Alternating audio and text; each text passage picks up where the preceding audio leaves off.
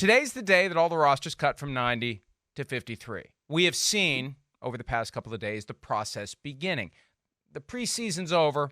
You know most of the guys you're getting rid of. There's no reason to elongate the process. Let these guys go. Let them embark on whatever the next phase for them will be, whether it's football or non-football. Why milk it all the way until 4 o'clock Eastern today? Although, inevitably, there will be a couple of teams that, for whatever reason, defy the rule, and we won't have an announcement of their final roster moves until some point an hour or two or longer after the deadline.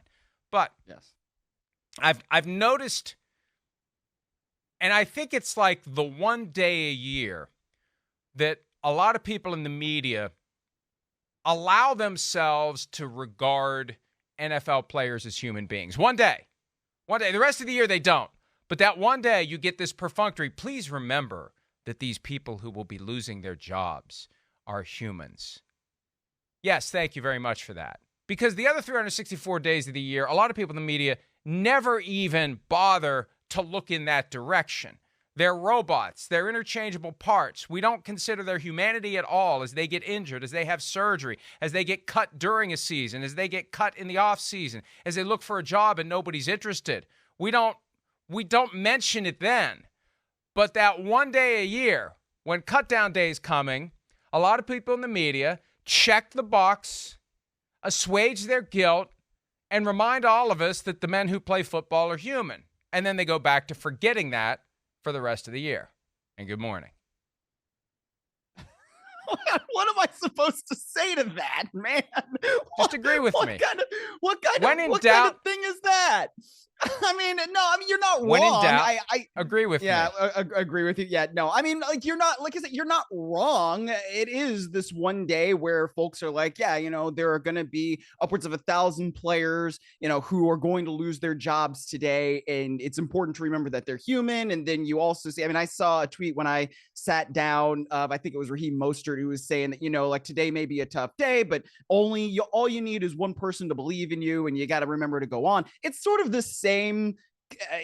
It's a neighbor, I guess, to the kind of things that happen on draft weekend, right? Where it's like, oh man, if you're not drafted, all you need to do is get a foot in the door. And look at me, I was an undrafted player. You go in, you work your ass off, and you may be able to make that team's roster, or something may come down the pipe for you, but don't give up on your dream, and da da da da da da da. I mean, like, it is perfunctory, but it also has some truth to it in a way. I mean, I frankly try to never lose sight of the fact that players are human, right? And that affects what they do in the arena of the football field, if you want to call it that, and then outside the arena as well. Like, things that happen in people's lives affect them when they're on the job and when they're off the job. So yeah, I mean, players are definitely human. Today is a tough day in and around the NFL for guys who are getting cut, players who are on teams that have been on teams, and then teams decide, yeah, you know what, we're going to move on.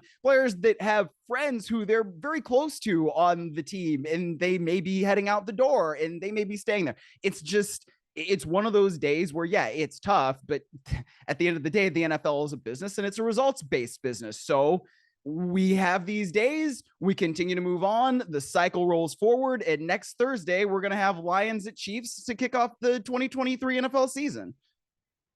9 days away. I'm sure we have a countdown clock that'll show up right about there at some point. If I keep talking about it long enough. It's usually down in that lower right corner, so we know exactly how many I'm so excited. Days, hours, minutes, seconds. Oh, there it is.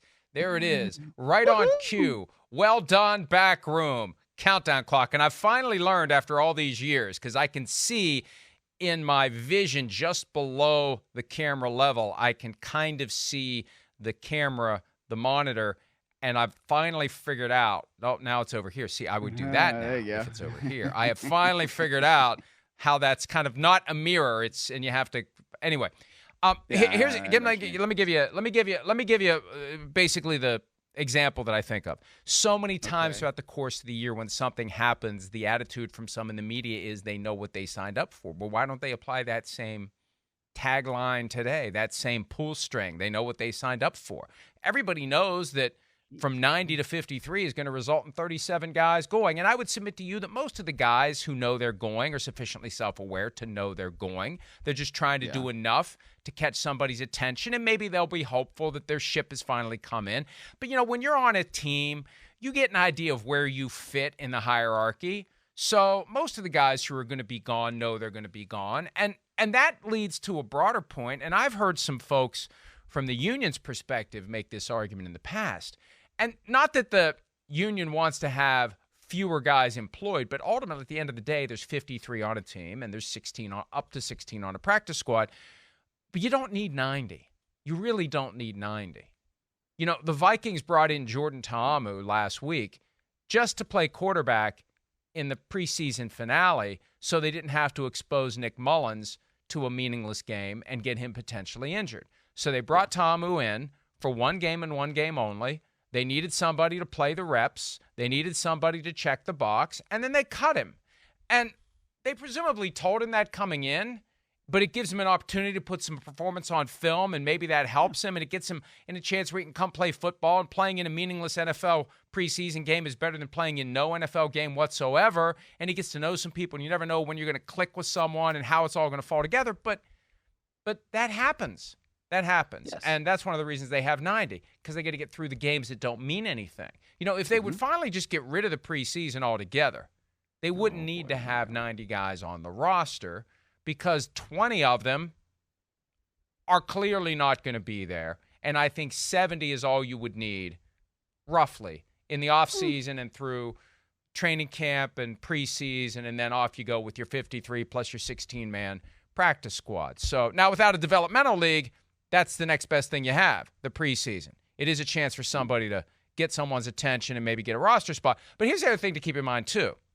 For every guy that does that, somebody else is losing his job. It's a zero-sum game. It makes me think of whenever there's someone that we're all clamoring that he get his second chance. We build him up, we tear him down, and then we want to see them get their redemption. Somebody's great, they get in trouble, they lose their opportunity, and then some time passes. Oh, we really want to see somebody get a second chance. For somebody else to get a second chance, somebody else has to lose their first chance. Every guy that we want to see on a team again is going to cost somebody else a job. So for every success story there is in the preseason where an undrafted guy gets a job and his ship comes in, somebody else's ship is going to sink. That's just the way it works. At the end of the day, there's 53, period, on 32 teams. And we lose sight of that as well because we get caught up in the positive. But for somebody else, every positive is going to be a negative. And that's why the guys who make it today, like the last few guys on the roster, they still may be gone tomorrow.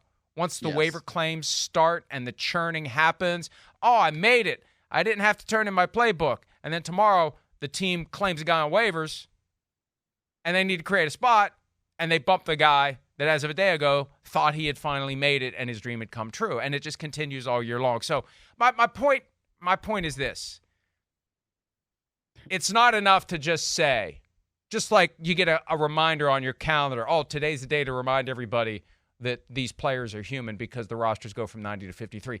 Let's remind them every day, every opportunity we can where that issue comes up. Let's make the fans sensitive to it because the fans are desensitized to it, in part because the media is.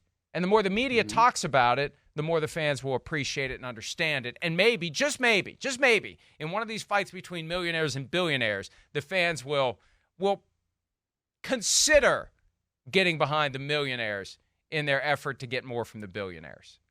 Well, so one of the things, and there's certainly a lot you said there, but one of the things that comes to mind for me is when you have 90 men on the roster through this part of the preseason, right? Like through all three preseason games, it does give more guys an opportunity to play, right? And, there are teams that take the preseason more seriously than others, but I think it's good when you have that many guys that can go on the field and can get reps on tape. And so maybe it's not even just the 32 teams in the NFL, right? Now there is the XFL, there is the USFL. So there are more opportunities. So a guy that comes in and plays quarterback for, maybe one game, maybe a couple of quarters. He might not make it with one of the NFL teams in the practice squad, but, if you get something good on tape, hell, maybe you go and you get in with one of these other leagues and you get to extend your career that way. And maybe something works out in the future where you get to come back to a camp and you impress and you get to maybe be on a practice squad or an NFL roster. I don't know. But I think that having 90 players through all 3 games of the preseason is a better system than going down from 90 to 85 or to 80 and then to 75 or whatever it used to be. I prefer this method, and we saw it a few years ago, especially at least last in 2019 is when they did it. And then there was the COVID year and then they kind of changed things around and had different cut down days again. But I just think it's better when you can go from 90 to 53 because you're not necessarily doing the thing where it's, oh, well, we've got to cut down this roster, but well, now we don't have as many guys to play in these meaningless games. And I think having those different guys who can be out there on the field makes a difference in preserving the health of the players that you need, for those 17 weeks of play that you have in the season. And also it just gives more guys an opportunity to get something on tape. But think about that, though. Think about that. The idea that did that feel dehumanizing? No. But the idea that those guys in the preseason, that those games are so meaningless that we're just going to bring in guys that are not going to be here. They know they're not going to be here. We know they're not going to be here. And all we're dangling to them is a per diem and the opportunity to put something on tape so they can maybe go play in the XFL or the USFL or the whatever in the hell FL may be out there in the future. And, it reminded me of something. Every once in a while, I'll see somebody get on a soapbox about how the NFL needs a developmental league. There's one reason the NFL doesn't have a developmental league. It doesn't see a way to make money off of it. If the NFL could profit from a developmental league, the NFL would have it. But I think that the owners look at it and say, we're still going to have 53 guys on the team. We don't care if the guy who becomes the great quarterback did so in NFL Europe or in the UFL or the XFL or our NFL Junior, whatever we would call it. We don't care. We're still going to have 53 guys on the roster. We're still going to have jobs. They develop how they develop. We're not going to have a developmental league for the sake of having some guy who becomes a great success story who takes away someone else's job because we still only have 53 of them. So that's why they got rid of NFL Europe. They were sick of making no money. They were sick of losing money. They were bleeding money on it. It's like, why do we really need this? And they got rid of it, and it's been gone for 16 years now. One thing I would counter. When you said, okay, go ahead. The one thing I would counter, develop. Thank you very much.